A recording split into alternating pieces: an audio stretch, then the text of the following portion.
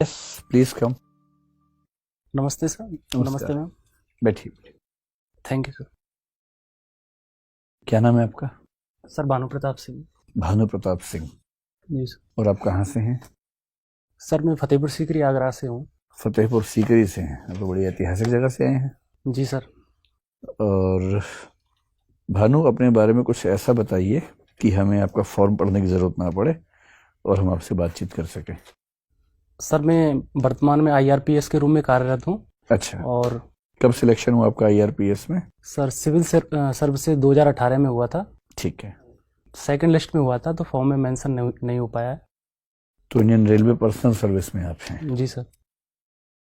और क्या क्या बातें आपके बारे में, आपकी राय में ऐसी हैं जो बताई जानी चाहिए? सर हिंदी समकालीन उपन्यास पढ़ना मेरी हॉबी है और कबड्डी भी मैं खेलता हूँ सर।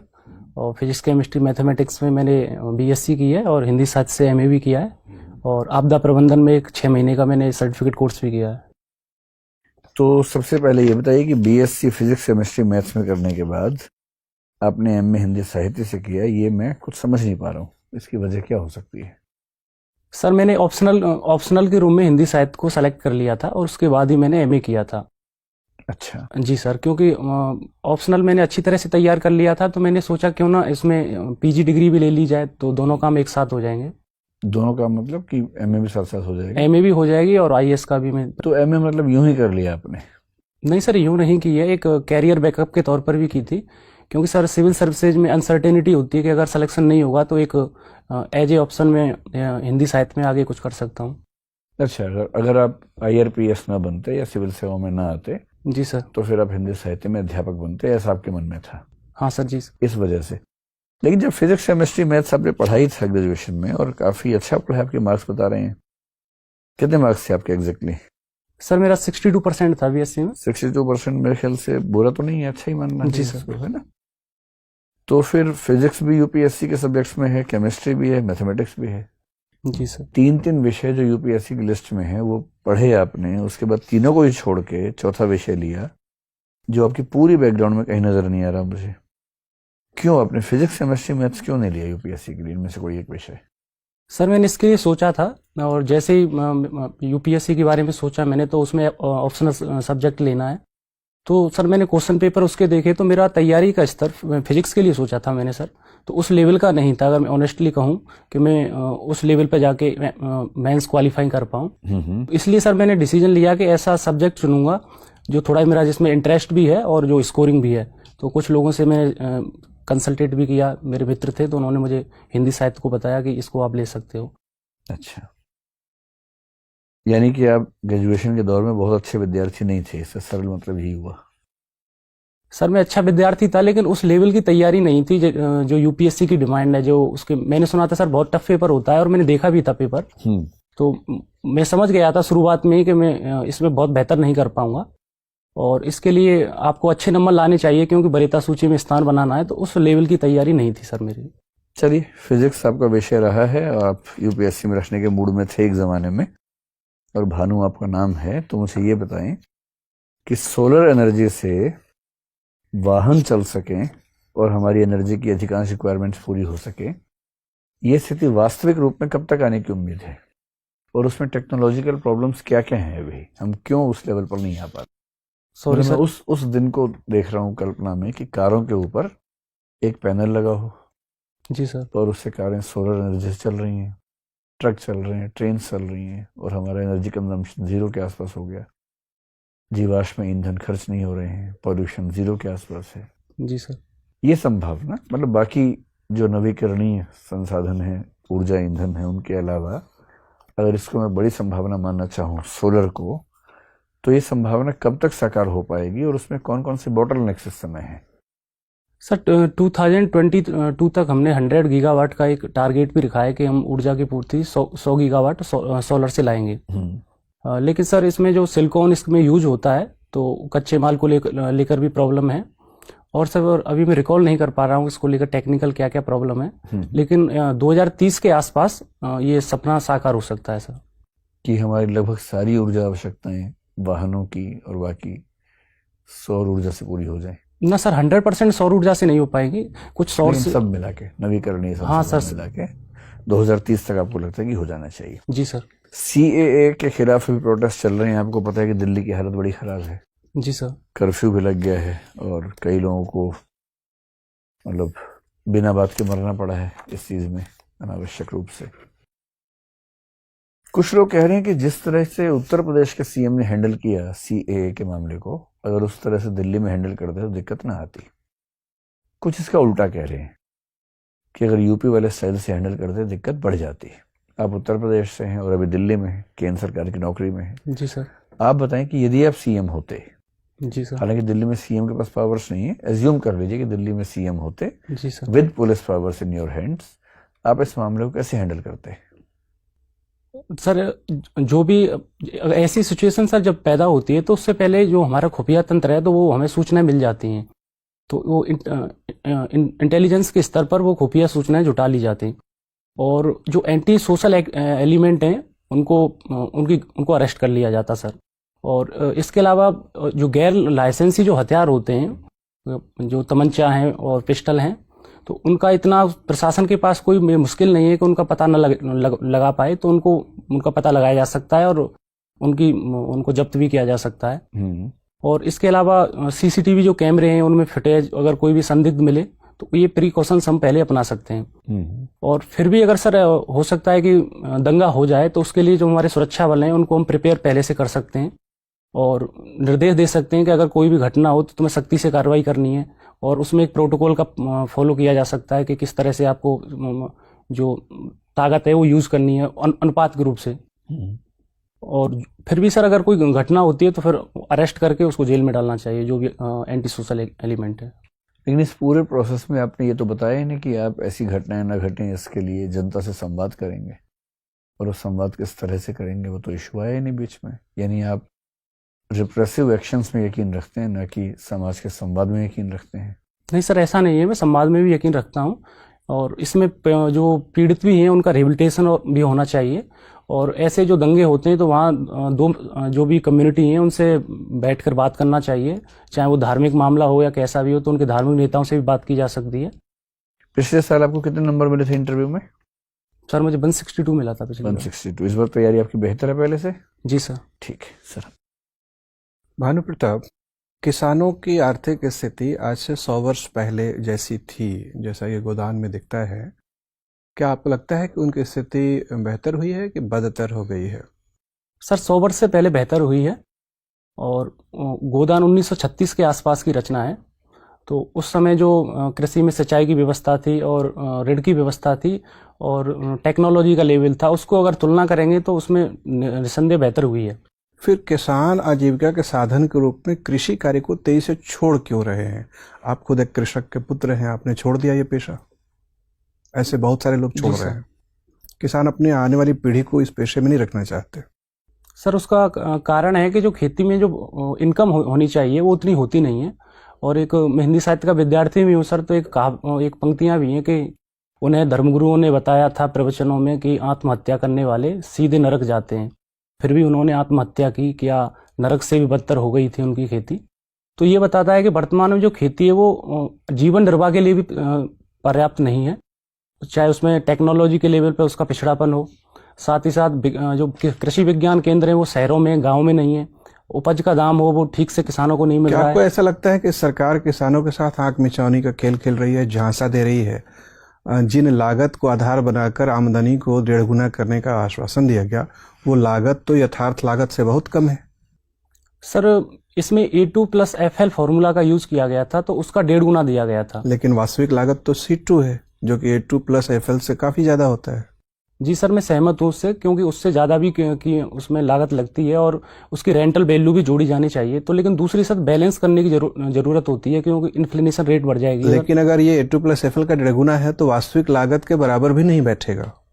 सर वास्तविक लागत के बराबर बैठ जाएगा, क्योंकि A2+FL में जो उसकी कीमत आती है इनपुट्स की, वो प्लस उसका फैमिली के मेंबर भी अगर उसमें काम कर रहे हैं तो उनको भी ऐड कर लिया जाता है, और उस पर 1.5 गुना दे दिया जाता है, तो वो लागत से तो ज्यादा है सर उससे। लेकिन जो किसान किराए पर जमीन लेकर खेती कर रहे हैं उनकी तो लागत नहीं निकल पाएगी। हाँ सर मैं सहमत हूँ इससे, क्योंकि उसमें रेंटल वैल्यू नहीं जोड़ी गई है। तो इसका मतलब बटाईदार किसानों के प्रति सरकार संवेदनशील नहीं है। हाँ सर, इस मामले में संवेदनशील नहीं है, लेकिन उनके लिए एक अभी एक्ट बनाया गया है। उसका लीज जो बटाईदारी पे लेते हैं 2016 में बनाया है सर उसको, और राज्यों से कहा गया है कि उसका अनुसरण करना चाहिए, जिससे उनके जो बटाईदार हैं उनके हित संरक्षित रह सकें और वो निश्चितता के साथ खेती कर सकें। मध्य प्रदेश में कृषि की प्रगति दर लगभग 15% 17% आ रही है। जी सर। हम पूरे हिंदुस्तान में मध्य प्रदेश का कृषि मॉडल क्यों नहीं अपना सकते? उस मॉडल में ऐसी क्या खासियतें हैं जो अपनानी चाहिए, और क्या उसके बाध्यताएं हैं कि हम नहीं रेप्लिकेट कर पा रहे हैं अन्य प्रांतों में, जैसे आपके प्रांत यूपी में? सर मैंने इसके बारे में एग्जैक्ट पढ़ा नहीं है मॉडल के बारे में, लेकिन जो कोई भी मॉडल होता है इसमें मेरी राय ये है कि वो उसकी राज्य की जो परिस्थितियां हैं उस पर डिपेंड करता है। जैसे मध्य प्रदेश में प्रति व्यक्ति जो जोते हैं वो ज़्यादा हैं, उत्तर प्रदेश के विशेषकर पूर्वांचल में कम है, तो ऐसे फैक्टर्स होते हैं, उनके आधार पर उसको अप्लाई नहीं किया जा सकता है। तो उसका इंडिविजुअल एक डेवलपमेंट प्लान होना चाहिए हर स्टेट का। ठीक है। अभी अमेरिका के राष्ट्रपति आए थे और लगातार भारत सरकार पर दबाव बना रहे हैं कि डेयरी उत्पादों के लिए भारतीय बाजार को खोला जाए। जी सर। आपको क्या लगता है कि उदारीकरण के इस प्रक्रिया में हमें डेयरी उत्पादों का आयात सरल बना देना चाहिए कि उस पर अवरोध बनाए रखना चाहिए? मेरा मानना है सर कि सरल बनाना चाहिए, लेकिन जो उसमें डेवलपिंग कंट्रीज हैं उनके हितों को भी देखना चाहिए कि जो डेयरी प्रोडक्ट हैं उनके जो उद्यमी हैं, अगर वहाँ से डेयरी प्रोडक्ट आएंगे तो वो उनके हित प्रभावित होंगे, तो उनका भी संरक्षण होना चाहिए, और साथ ही साथ ग्लोबलाइजेशन के जो रूल्स हैं उनका भी पालन। ठीक है भानु। भानु जी सर। आपने कबड्डी खेला है। जी सर। लंबे पैर, लंबे हाथ और लार्ज साइज का लंग, जी सर। इसमें से प्रायोरिटी से सजा दीजिए, कबड्डी में कौन जो है वह अच्छा माना जाएगा? सर एक बार मैं रिक्वेस्ट करूंगा दोबारा। लंबे हाथ, जी सर, लंबे पैर या लार्ज साइज का लंग्स, इसको प्रायोरिटी से अरेंज कर दीजिए। कबड्डी के लिए कौन सुटेबल माना जाएगा और कैसे? सर मैं 2-4 सेकंड सोच लूँ इस पर। जरूर। सर इसमें पहले जो लंबे पैर हैं उसके बाद हाथ को, और फिर सर लंग्स को, मेरा मानना है। क्यों? क्योंकि सर कबड्डी में एक लंबी सांस होनी चाहिए, लेकिन वो 30 सेकंड तक इनफ है। अगर कोई कबड्डी खेलता है तो वो उसको ले लेता है, लेकिन अगर उसके हाथ लंबे हैं और पैर लंबे हैं तो वो टच पॉइंट और टैकल पॉइंट ज़्यादा ले सकता है सर। और उसमें विशेषकर स्टैंडर्ड स्टाइल में तो पॉइंटों का ही खेल है, जिसके पास पॉइंट ज़्यादा होंगे तो विजेता रहेगा। आपके गांव के आसपास जी सर। आर्म्स लवर बहुत सारे हैं, हथियारों के पसंदीदा लोग। जी सर। क्या ऐसी वजह है कि वहाँ हथियारों को इतना पसंद किया जाता है? सर उसकी सामाजिक संरचना में निहित हैं ये जो हथियारों को लेकर जो प्रेम है। कुछ गैर लाइसेंसी भी हैं और लाइसेंसी भी हैं, दोनों तरह के हथियार होते हैं। क्या वजह क्या है? ऐसी क्या सामाजिक संरचना है? हमें तो जरूरत नहीं होती है यहाँ। सर पावर पोजीशन के प्रति एक लगाव देखा जाता है, और उसमें ये है कि जिसके पास बंदूक है तो एक सम्मान में समाज में उसको देखा जाता है कि उसके पास एक जो प्रतिष्ठा उसकी जो होती है वो उससे बढ़ती है, तो लोग इसलिए भी इसकी तरफ जाते हैं। और एक हर्ष फायरिंग होती है जो शादियों में, और एक उसका भी चलन इसको लाता है कि उसके प्रति लोग यहाँ तक कि लाइसेंस कराने के लिए भी शुल्क पे करने के लिए तैयार होते हैं। और कुछ सर जीवनान विजय भी होती है, जैसे सेल्फ डिफेंस के लिए भी ज़रूरत होता है, कुछ लोगों को खतरा है तो वहाँ होना चाहिए। आपके घर में क्या क्या है? सर मेरे घर में एक भी हथियार नहीं है, और न लाइसेंसी है और न गैर लाइसेंसी, कोई भी नहीं है सर। तो प्रतिष्ठा जो है वह पे प्रश्न चिन्ह लगाए जाते होंगे? सर मुझे नहीं लगता कि इसके कारण लगाया जाता है, और अगर कोई सोचता है कि हथियार के कारण, ऐसा सर सोशल परसेप्शन है, मेरा नहीं है। अगर कोई लगाता है तो इससे सर मुझे व्यक्तिगत स्तर पर फर्क नहीं पड़ता है कि हथियारों से मुझे जाना जाए, ऐसा मैं चाहता भी नहीं हूँ सर। फतेहपुर सिकरी में अकबर ने राजधानी जो है बनाई। जी सर। और कुछ वर्षों में ही वहाँ से उन्हें पलायन कर जाना पड़ा, क्या ऐसी वजह थी? सर मुख्य रूप से पानी की कमी थी। 1569 में बनाया था, तो लगभग 10 साल में पता चल गया था कि इसको हम सस्टेनेबल रूप से आगे तक इसको हम जारी नहीं रख सकते हैं। और जो परंपरागत जो पद्धतियाँ जैसे बावलियाँ थी, कुएँ थे, वो भी जवाब देने लग गए थे, तो उन्होंने फिर ट्रांसफ़र कर ली थी बाद में। मेरी तरफ से लास्ट क्वेश्चन है, केवला देव को कैसे संरक्षित करेंगे? सर उसको कई 4 स्तरों पर उसमें वर्क किया जा सकता है। पहला सर गवर्नमेंट के स्तर पर, जैसे उसको नेशनल पार्क का दर्जा दिया गया है, तो ये अवेयरनेस लोगों में फैलाई जाए कि एक नेशनल पार्क। बिल्कुल, आप मौलिक विचार बताइए। सर मौलिक विचार ये है कि जो नेगेटिविटी है टूरिज्म को लेके, मैं सर व्यक्तिगत रूप से घूमने भी गया हूँ उसमें, तो जो स्थानीय जनता ये कहती पाई जाती है बहुधा टूरिस्ट से कि यहाँ कुछ नहीं है, टहनियाँ उनकी तोड़ना, सुबह वॉक के लिए आना, एक ये बंद होना चाहिए और एक अवेयरनेस फैलानी चाहिए। दूसरा सर मैंने देखा है कि वहाँ बफर जोन नहीं है, आसपास गांव बसे हुए हैं, तो एक 500 मीटर का कम से कम किसानों की आपसी सहमति से कि एक बफर जोन बना दिया जाए तो वो ज़्यादा बेटर है। भानु, जी मैम। आप भरतपुर के बारे में बात कर रहे थे। जी मैम। हाल ही में खबरें आ रही हैं और कुछ रिपोर्ट्स भी आई हैं सामने कि जो कास्ट प्रॉब्लम्स हैं और जी मैम। कास्ट एट्रोसिटीज़ हैं, जाति को लेके वहाँ पे जो परेशानियाँ हो रही हैं, वो एक तो नॉर्दर्न राजस्थान, गंगानगर और हनुमानगढ़ तरफ और जी मैम। भरतपुर, ये मैक्सिमम डिस्ट्रिक्ट्स जो हैं अफेक्टेड हैं। दोनों ही ये जगह अगर आप देखें तो खेती अच्छी रही है, पैसा है लोगों के पास, लेकिन यहीं पे सबसे ज़्यादा चिंता की बात है। ऐसा क्यों है? सॉरी मैम, मैं रिक्वेस्ट करूँगा, समझ नहीं पाया प्रश्न। यहाँ पे लोगों के पास आमदनी अच्छी है, खेती अच्छी है, उसके बावजूद ये कास्ट की जो प्रॉब्लम्स हैं, जहाँ पे SC STs को दबाया जाता है, उनके अगेंस्ट क्राइम किए जा रहे हैं, वो क्यों ज़्यादा है अगर आप साउथ और वेस्टर्न राजस्थान के कंपेयर में देखें तो?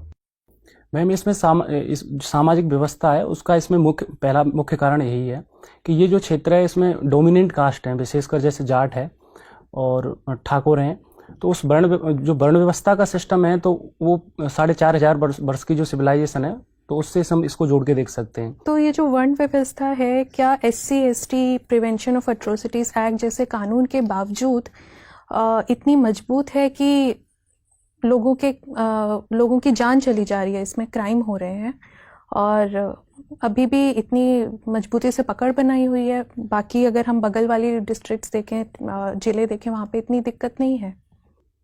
हाँ मैम, SC ST का कानून होने के बाद भी हो रहा है, तो एक तो प्रशासनिक लापरवाही है, कानून का ठीक ढंग से इम्प्लीमेंटेशन नहीं हो रहा है। दूसरा मैम, समाज में अवेयरनेस भी नहीं है, एजुकेशन का लेवल भी कम है। और यहाँ पे तो एजुकेशन का लेवल अच्छा है, इन दोनों ही जगह एजुकेशन का लेवल अच्छा है, बड़े शहर आसपास हैं। मेरा मैम इसमें यह है कि एजुकेशन का लेवल एक क्वालिटीफुल एजुकेशन होती है। जैसे अभी भी गांव में मैम ऐसे पढ़े लिखे लोग मिल जाते हैं जो मेला ढोने की जो प्रथा है, मैनुअल स्कैवेंजिंग की, उसको एक नैसर्गिक अधिकार के रूप में देखते हैं कि ये नेचुरल राइट्स है उनको ही डालना चाहिए इसको, और हमें नहीं करना चाहिए। और वो पढ़े लिखे भी हैं मैम, मैं उनसे मिला भी हूँ, तो ये वो एजुकेटेड भी हैं, उनको ये नहीं कह सकते कि वो एजुकेटेड नहीं है। तो इस तरह की जो विकृत सोच है वो अवेयरनेस उस लेवल पे नहीं है कि हमें एक ह्यूमन राइट्स के लेवल पर एक हम कहीं ना कहीं ऐसा भी नहीं मान सकते कि जब पैसा ज़्यादा आ जा रहा है लोगों के पास तो ये घटनाएं ज़्यादा बढ़ रही हैं? कहीं ना कहीं ये इकॉनमी से रिलेटेड है। जी मैम, मैं मानता हूँ इसको भी, और पैसा आने से कानून का दुरुपयोग होने की संभावना भी बढ़ जाती है। जैसे कि करप्शन के मामले में 80वां स्थान है भारत का, जो बताता है कि सार्वजनिक संस्थानों में करप्शन रेट है। तो अगर कोई घटना होती है तो वहाँ करप्शन होता है, तो उसके कारण भी ये तो कमजोर मतलब होता है। ये इन जिलों में ज़्यादा करप्शन है और यहाँ पे जो पुलिस है या जो भी अधिकारी हैं वो लिप्त हैं इनमें, जो लोग कर रहे हैं उनके साथ? मैम सब नहीं है इसमें, मेरा मानना है, लेकिन करप्शन है। जैसे कि जो रिपोर्ट कहती है ट्रांसपेरेंसी इंटरनेशनल की, कि एशिया प्रशांत क्षेत्र के जितने भी देश हैं उसमें भारत का पहला स्थान है करप्शन में। वो तो भारत का हो। हाँ मैम, पार्टिकुलर उस स्टेट की बात नहीं है, वो सब जगह इसको देखा जा सकता है। ठीक है। आपका नाम भानु प्रताप है। जी मैम। आप आदित्य L1 के बारे में कुछ बता सकते हैं? जी मैम, ये इसरो द्वारा छोड़ा जाएगा इसको, मिशन को, और सूर्य की ये कोरोनोस्फीयर का अध्ययन करने के लिए भेजा जाएगा, और पहला मिशन है। इसमें L1 क्या है? मैम ये लेग्रांजे पॉइंट्स हैं L1। ऐसे कितने पॉइंट्स हैं? मैम ऐसे 5 पॉइंट होते हैं, L1 L2 L3 और L5। L4 और L5 5। ये पॉइंट ऐसे होते हैं जहाँ ग्रेविटेशनल फोर्स बराबर हो जाता है दो पिंड्स का। जैसे कि अगर इस L1 आदित्य L1 के मामले में देखें तो पृथ्वी का और सूर्य का ग्रेविटेशनल फोर्स बराबर हो जाएगा इस जगह पर। ठीक है, thank you. Bhanu ji sir.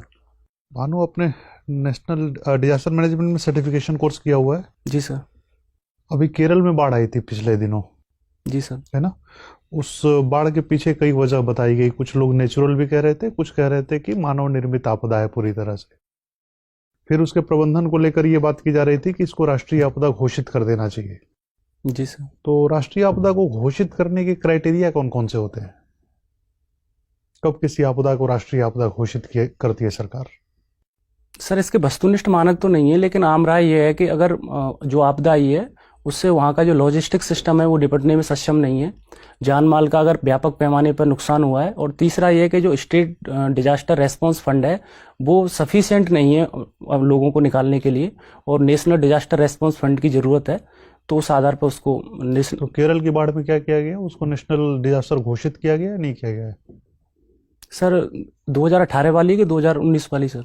2018 वाली। सर मैं अभी रिकॉल नहीं कर पा रहा हूँ। 2019 वाली? सर उसके बारे में मुझे पता नहीं है, 19 वाली के बारे में। अच्छा, कोई क्राइटेरिया भी नहीं है, ये भी पता नहीं है कि उसको घोषित किया गया है नहीं किया गया? सर ये नहीं पता है मुझे, इसमें मैं जोड़ना चाहूंगा कि उसको घोषित किया गया है नहीं किया गया है, लेकिन क्राइटेरिया होते हैं, नेशनल कैलेमिटी घोषित की जाती है राष्ट्रीय आपदा। ये बताइए कि सूखा कब घोषित किया जाता है? सर जब जो वर्षा की कमी है वो एलपीए के 10% से ज़्यादा हो, और 20% से 10% से ज़्यादा हो, और कम से कम 20% क्षेत्र उससे प्रभावित हो, तब उसको सूखा घोषित किया जाएगा। क्या सूखा शब्द यूज किया जाता है एमडी में? सॉरी सर मुझे पता नहीं मुझे इसके बारे में। अच्छा, इस मतलब सारे सूखे एक ही तरह के होते हैं कि उसमें क्लासिफाई किया जाता है उनको? सर क्लासिफाई किया जाता है उसमें। कैसे कैसे? सॉरी सर नहीं पता है इसके बारे में। अच्छा, ये पता नहीं। डिजास्टर में आपने सर्टिफिकेशन किया हुआ है, ये बताइए कि डिजास्टर मैनेजमेंट, जी सर। जबकि सर्विस है पूरा एडमिनिस्ट्रेशन का, जी तो डिजास्टर मैनेजमेंट, डिजास्टर गवर्नेंस और डिजास्टर एडमिनिस्ट्रेशन तीनों क्या हैं? तीनों में क्या अंतर है, अगर है तो, या फिर तीनों एक ही है? थोड़ा सर सोच लूँ थोड़ा। हाँ बिल्कुल। सर एडमिनिस्ट्रेशन में पॉलिसी मेकिंग की जाती है कि हमें क्या नियम बनाने हैं और किस तरह से उसको टैकल करना है। मैनेजमेंट में उसका ऑप्टिमम यूटिलाइजेशन किया जाएगा जो नियम बनाए जाएंगे, और गवर्नेंस भी पॉलिसी मेकिंग से संबंधित है कि ऐसी नीतियां बनाना जो डिजास्टर के जो प्रभाव हैं उनको कम कर सकें। एडमिनिस्ट्रेशन और गवर्नेंस डिजास्टर के रेफरेंस में एक ही है ना सर? एक नहीं है। गवर्नेंस हाई लेवल पर पॉलिसी मेकिंग का प्रोसेस है, और एडमिनिस्ट्रेशन उससे कम नीचे के लेवल पर पॉलिसी मेकिंग का है, और मैनेजमेंट उसको इम्प्लीमेंटेशन करने से कि किस तरह से उसको इम्प्लीमेंट करेंगे। तो क्या एक डीएम के पास पावर है पॉलिसी बनाने का डिजास्टर के लिए? जी सर है। किस हद तक है? सर इसके बारे में मैंने पढ़ा नहीं। तो किस नियम से इसको मिलता है पावर? सर ये डिजास्टर मैनेजमेंट एक्ट 2005 है, उसके तहत त्रिस्तरीय जो ढांचा है उसमें डीएम को भी दिया गया है कि आप भी अपने लेवल पर कुछ शक्तियां हैं उनका उपयोग कर सकते हैं। तो उपयोग कर सकते हैं मैनेजमेंट में या पॉलिसी मेकिंग में? सर अपने आधार पर वो नियम बना सकते हैं, उन्हें लगता है कि ये जरूरत है और यहाँ नया रूल्स होना चाहिए, तो डीएम एज ए डीएम जिला स्तर पर उसको कर सकते हैं। उस अथॉरिटी का क्या नाम है? उसका sir district disaster management authority बोलते हैं उसको। डिजास्टर मैनेजमेंट में टर्म यूज किया जाता है स्ट्रक्चरल और नॉन स्ट्रक्चरल मेजर्स। जी सर। क्या होते हैं दोनों? सर स्ट्रक्चरल में उसमें हम संरचनात्मक में ऐसे काम करते हैं जो निर्माण से जुड़े हुए हैं। ठीक है। जैसे बाढ़ है, अगर उसमें करना है तो तटबंध ऊंचे करना है, पेड़ पौधे लगाना है। और उसमें गैर संरचनात्मक में सर उसमें एजुकेशन है, मैपिंग है, भूमि उपयोग नियंत्रण है, ऐसे उपाय किए जाते हैं, अवेयरनेस फैलाई जाती है लोगों में आपदा को लेकर। भारत की नेशनल डिजास्टर मैनेजमेंट पॉलिसी कोई है? जी सर है। तो उसकी 3-4 बातें बता पाएंगे आप? सर मैंने पढ़ा है लेकिन अभी रिकॉल नहीं हो रही है। अच्छा, सिंधाई फ्रेमवर्क में B3 संकल्पना क्या है? सर उसमें क्षमता निर्माण पर बल दिया गया है। B3 संकल्पना क्या है? सर इसके बारे में नहीं पता है, सॉरी। ठीक है भानु। डिजास्टर मैनेजमेंट में सर्टिफिकेट कोर्स आपने किया है, लेकिन ऐसा लग रहा है कि ये खुद ही डिजास्टर हो गया। नहीं सर ऐसा नहीं है, मैंने किया बेसिक जो जानकारियां दी गई थी तो उसके बारे में पता है सर। कोई बात नहीं, आपने हिंदी साहित्य में एमए किया और यूपीएससी का एग्जाम भी दिया। कुछ लोग कहते हैं कि तुलसीदास एक बहुत ही रूढ़िवादी और सांप्रदायिक किस्म के व्यक्ति थे। जी सर। और कुछ दूसरे आलोचक कहते हैं कि नहीं, तुलसी को समझने में हमसे भूल हो रही है। तो मैं आपसे चाह रहा हूं कि अब दोनों पक्षों पर मुझे तुलसी की 2 कविताएं बताएं जिससे साबित हो कि रूढ़िवादी थे और सांप्रदायिक थे। फिर कुछ ऐसा बताइए उनके बारे में जिससे साबित हो कि ना तो वो रूढ़िवादी थे ना ही सांप्रदायिक थे। सर जो रूढ़िवादी होने का तर्क कहा जाता है पहला, उसको लेकर है। जैसे महिलाओं के संबंध में कहा जाता है कि नारी स्वभाव सत्य कब कहीं, अवगुण 8 सदा उर रहीं। तो इसको लेकर आपत्ति है कि ये तो अवगुण पुरुष में भी हो सकते हैं। इससे क्या मतलब है, हमें समझा के बताइए। कि कवियों ने ऐसा सही कहा है कि नारियों में चाहे वो पतिव्रता ही क्यों ना हो, उसमें 8 अवगुण होते हैं। और एक पंक्ति है कि नारी हान विशेष छतनाई, और एक ढोल गमार शूद्र पशुनारी शकल ताड़ना के अधिकारी। इनको लेकर सर ये, और एक दलित विरोधी होने का भी उन पर लगाया जाता है। पूजिए विप्र शकल गुणहीना, शूद्र न गुणगण ज्ञान प्रवीणा। तो विप्र की उस स्थिति में भी पूजा करनी चाहिए अगर वो एजुकेटेड नहीं है, लेकिन एक ऐसा व्यक्ति जो निम्न वर्ण से आता है, वो भले ही एजुकेटेड हो, उसकी पूजा नहीं करनी चाहिए। तो इनको लेकर सर आपत्ति है, और ये प्रोग्रेसिव भी नहीं माना जा सकता है। और कुछ ऐसी पंक्तियां जो उन्हें प्रोग्रेसिव बताती हैं नारी के संबंध में, एक कत विधि सृजी नार जग माही, पराधीन सपने सुखनाई। तो ये बताता है कि ईश्वर ने कितनी एक मेहनत करके नारी को बनाया है, और शादी के बाद वहाँ उसको सुख नहीं मिलेगा। तो एक अपने समय से आगे की बात है कि वैवाहिक संबंधों में भी पराधीनता हो सकती है। और कवितावली में कहा है उन्होंने दलित विमर्श को लेकर के, धूत कहो अब धूत कहो, रजपूत कहो जुलाहा कहो कोई, काहू की बेटी सो बेटा ना ब्याहू, काहू की जात बेकार को न सू, तुलसी सरनाम गुलाम है राम को, जाको रुचे सो, मांगन के खाएबो मस्जिद के सोएबो, लेवन को एक न देवन को दो। तो यहाँ सर वो स्पष्ट तौर पर कह रहे हैं कि मुझे कोई फर्क नहीं पड़ता है कि मैं कौन सी जाति का हूँ, किसका नहीं हूँ। और इसमें सर मस्जिद शब्द आया, और उनकी सांप्रदायिक जो सामाजिक संस्कृति है उसको दिखा रहा है कि मैं मस्जिद में सोता हूँ, जबकि वो हिंदू थे। और ये दिखाता है इसमें, ये 4-5 पंक्तियां हैं सर, कि वो अपनी जो तात्कालिक समस्याएं थी उनसे परेशान थे, लोग उन्हें परेशान कर रहे थे, सामाजिक दबाव था, और यहाँ फिर वो उनका जो दर्द है, विद्रोह है, वो फूट के आता है कि मुझे फर्क नहीं पड़ता है कौन। रेलवे पर्सनल सर्विस जिसमें भी आप गए हैं जी सर। कुछ लोग कह रहे हैं कि अब तो उसको बंद करने का समय आ गया है, क्योंकि प्राइवेटाइजेशन अब रेलवे में बढ़ेगा। तेजस एक्सप्रेस चली पड़ी है, IRCTC एक तरह से कंपनी बनी चुकी है बहुत साल से। तो क्यों ना ऐसा किया जाए कि धीरे धीरे रेलवे के अधिकांश हिस्से को हम प्राइवेटाइज कर दें। स्पेशली जो RPF है उसे खत्म करने की बात भी चल रही है कि हम इतनी बड़ी फोर्स क्यों रखें, क्यों ना हम राज्य पुलिस और CISF से ही काम चला लें। तो क्या भविष्य देखते हैं आप IRPS का? सर IRPS का बहुत अच्छा भविष्य है, क्योंकि रेलवे अभी सबसे बड़ा नियोक्ता है, और आने वाले टाइम में मेन पावर भले ही रेशनलाइज हो जाएगी, लेकिन उसमें लोग तो काम करेंगे। तो उनके कल्याण की, वेलफेयर की जिम्मेदारी एज ए IRPS कर्मचारी और ऑफिसर्स पे होती है। रेलवे की सारी सर्विसेज को मिला के एक सर्विस बनाने का जो विचार है, IRMS, जी सर, मैनेजमेंट सर्विस, इसको लेकर क्या व्यू है आप लोगों का? जो पहले सर्विस में है, मैंने सुना है कि वो लोग दुखी हैं इस बात से कि हमारी पावर कम हो जाएगी। क्या इंटरनल स्टोरी है इस मामले में आपके पास? सर इसमें दोनों तरह के थॉट्स हैं। एक तो परेशान भी हैं कि सीनियरिटी भी प्रभावित होगी, और जो सिविल सर्विसेज से आते हैं उसमें वो 26-27 की एक एवरेज एज होती है, और IAS से आते हैं उसमें 23-24 की होती है, तो प्रमोशन प्रभावित होगा। और कुछ इसको पॉजिटिव रूप में भी ले रहे हैं जो IAS से आए, कि इससे सब लोगों को एक लेवल है वो समान हो जाएगा। तो दोनों तरह के सर थॉट्स इसमें। आपकी राय क्या है? सर मेरी राय है कि अच्छा हुआ है, और ओवरऑल रेलवे के हित में है और देश के हित में है। क्योंकि सर इसमें जो रेलवे में डिपार्टमेंटलिज्म की जो प्रॉब्लम है, तो उसके कारण डिपार्टमेंट अपने अपने गोल को तो प्राप्त कर लेते हैं, लेकिन जो रेलवे का ओवरऑल ब्रॉड गोल होता है उसको प्राप्त नहीं कर पाते हैं। चलिए, आखिरी सवाल ये है कि आपको अगर चुनना हो कि अभी तक के आपके जीवन के सबसे अच्छे 5 क्षण कौन से हैं, तो कौन कौन सा क्षण बताएंगे? सर सबसे पहला तो मैं मैरिड हूँ, तो शादी को लेकर है सर। मेरा 16 जनवरी 2017 को शादी हुई, और सबसे खूबसूरत पल उसको मैं मानता हूँ। और दूसरा सर, मेरा IRPS में जब सिलेक्शन हुआ था, तो उस क्षण मैंने जब लिस्ट में नाम देखा था, तो वो सबसे अच्छा था। 2 इसके अलावा सर 10th क्लास में मेरा सबसे हाईएस्ट मार्क्स आए थे अपने आसपास के जो भी गांव थे, और मुझे सम्मान भी दिया गया था जिला कलेक्टर के द्वारा, तो एक वो भी मुझे मेमोरेबल। 3 इसके अलावा सर अभी थोड़ा सर ध्यान नहीं आ रहा, अभी थोड़ा मैं सोचता हूँ सर। चलिए, हो सकता है चौथा जल्दी ही आ जाए, ऐसा क्षण भी। ऑल द बेस्ट, आपका इंटरव्यू पूरा हुआ, जा सकते हैं आप। Thank you sir.